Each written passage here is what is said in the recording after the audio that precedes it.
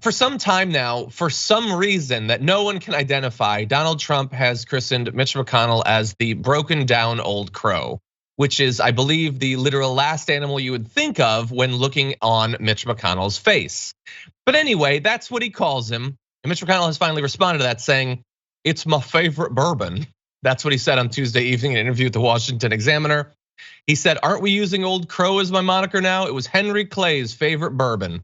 Clay represented Kentucky in the House and the Senate in the early to mid 1800s. And it is indeed an old bourbon. It wasn't one that I'm familiar with. It is Old Crow bourbon, which my producers helpfully identify you can get for $22. So I don't know, maybe this is Mitch McConnell trying to appear like a man of the people with his relatively cheap bourbon. Anyway, it's just, you never know as a politician, David, what you will end up getting labeled by Donald Trump. If you ended up being called the Old Crow, would you consider that getting off lightly? Well, if it came from Donald Trump, I would think it has nothing to do with bourbon. It may have something to do with some sort of cartoon character. I think of maybe like the old Elmer Fudd, and I think there was sort of a crow-like figure who had sort of a strange neck and sort of hunched over like Mitch McConnell. I think that's what Donald Trump is actually referring to. I don't think he knows that the first thing about bourbon. And if that's his reference, then I would think, okay, a childhood cartoon from the 1960s or 70s, that would seem to sort of fit.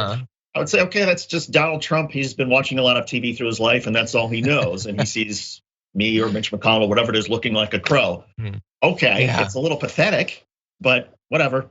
It's funny because I watched those cartoons growing up. I have no idea of what crow that is, but it does make sense that for two reasons that might be the reference that Trump is making. One is that his references would come from 60 years ago, and two, that it would be a cartoon that he would be referencing there.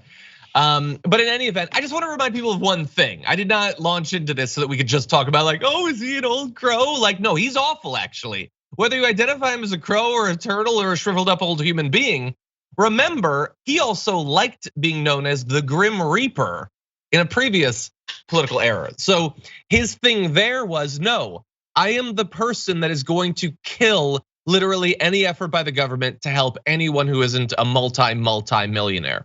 Doesn't matter what majority you get in the House or whatever, doesn't matter how any of these policies poll. It doesn't matter because we don't live in the government system that you might think that we do. I will kill it. And so he was labeled the Grim Reaper, and he was apparently quite happy about that at that time, David. And look, I mean, Mitch McConnell, he doesn't have a lot of years left. It wouldn't surprise me if he can't become majority leader in 2022. I'm not so sure he lasts much beyond. I think he's up for re-election in 2026, 2028. I don't think he's going to run for re-election. So I think this is it for him. One more shot at being Senate majority leader again, hopefully for his sake. He's hoping that the Republicans can take the House, and then he can sort of impose his will on the American people as he has, with more corporate tax cuts, more allowing government to essentially shrink, allowing big business to sort of run wild with pollution and garbage and everything else. And who cares about working class people? That's essentially, oh, and by the way, if you can throw in another conservative Supreme Court justice, that's also good for Mitch McConnell. That's the vision that he has of America. And I think he wants one more shot of having the Senate and the House to be able to do it. Or at least to stymie what Joe Biden is doing and hoping that he can somehow get another lunatic Republican in 2024 so that he can wreak more havoc across the United States and help himself and his cronies. But I don't think Mitch McConnell's in it for much longer than a few more years. Yeah, I think you might be right. And obviously from his point of view, I think he's accomplished a lot. He's made the government into even more of a mockery than it was. He's drained it of any of the money necessary to actually help working people. And he has gotten through multiple insane people on the Supreme Court. But I think you can always have more. You can always set your sights higher. I mean, putting Kavanaugh on, that was really reprehensible, and I'm sure he's quite proud of it. But I don't think he will rest until he can get someone on the Supreme Court who's accused of sexual assault, like while they're being considered for the Supreme Court, like mid-hearing. They should be accused of sexual assault. Then I think he could go to his grave peacefully.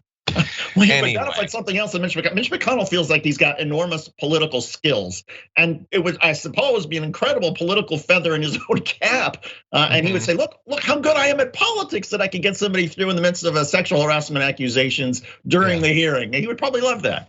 Let's hope that we don't end up there. That would be a feather in his cap that he could provide the old crow.